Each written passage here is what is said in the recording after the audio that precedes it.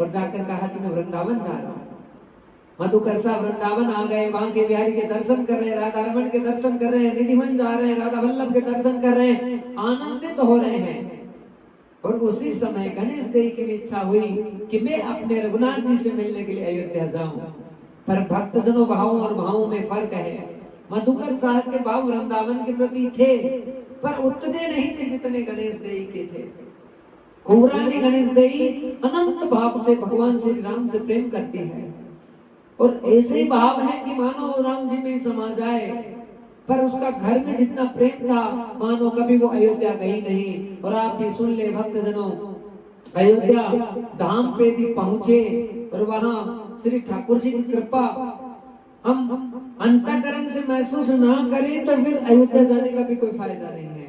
कहने का मतलब ये है कि यदि हम धाम पर पहुंचे हैं, यदि हमारे किस्मत ने, हमारे पुण्यों ने इतना जोर खाया कि हमें अयोध्या तक पहुंचा दिया, तो उस अयोध्या की नगरी में कम से कम एक रात तो रुक कर आना चाहिए।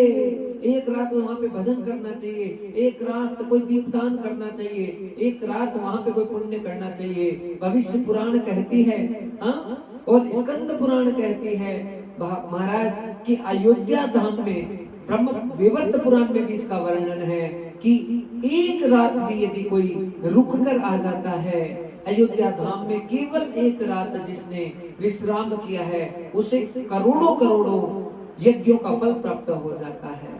हाँ, जिसका 2 घंटा भजन बन जाता है, जिसका 1 घंटा धाम पर आकर भजन करना एक बहुत बड़ा पुण्य का विषय होता है। और धाम पर आकर पाप करना एक छोटा सा भी पाप होने का मतलब है कि आपने बहुत बड़ा गड्ढा अपने जीवन में खोद लिया है।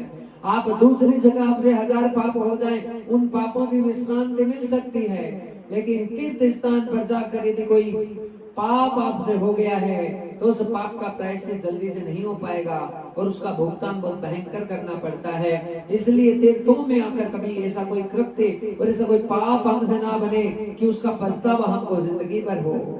भक्तजनों, आज गणेश देव ने निश्चय कर लिया है कि मैं भी अयोध्या धाम में जाऊं और राजा राम जी को मनाने के लिए मैं तो जाऊं अयोध्या धाम, राम जी का दर्शन करूं।